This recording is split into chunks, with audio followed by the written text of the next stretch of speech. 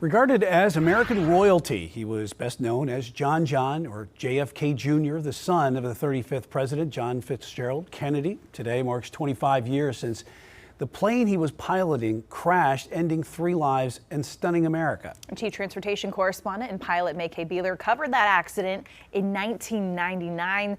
And May-Kay, a lot of us who were alive at the time remember this, and honestly, it was shocking and had a real impact. Feels like yesterday. In a way, yeah. Well, JFK Jr. spent his early years in the White House until his dad was assassinated in 1963. He was an accomplished lawyer, a journalist, a publisher, but it was his love of aviation that defined his life.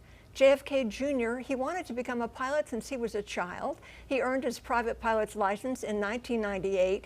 Just over a year later, though, he would die at the flight controls of his personal Piper plane in a crash that also took the lives of wife Carolyn and sister-in-law Lauren Bissett. He had checked in with the control tower at Martha's Vineyard to land, but the trio never arrived.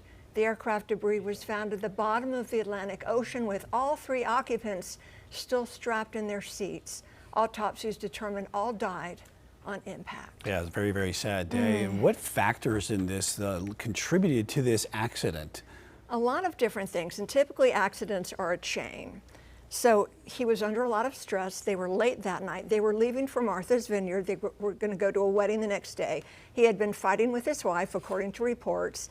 They were running late, so he was stressed. It was getting dark. He wasn't supposed to leave in the dark. He had a cast on his leg. Now, he had flown with the cast on his leg with a flight instructor.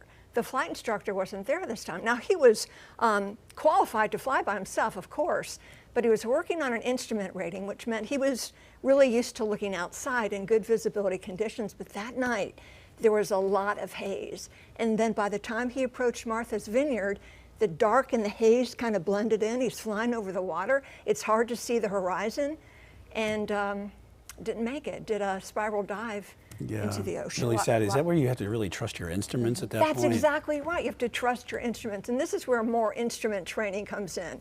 I can't really tell outside. I'm going to look at my instruments and trust them.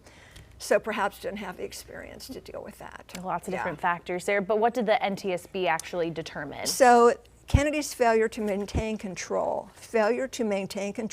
of the airplane during a descent over water at night was the result of spatial disorientation. That means you don't really know what's up or down. Visually, we see a horizon, but you couldn't see the horizon. It blended in with the water and the haze and the dark. So if you're not looking at the instruments, it didn't end well. Pretty, of course, a very sad day for a lot of people, and you know, it didn't have to happen either. I still feel sad about it. May-Kay, thank you.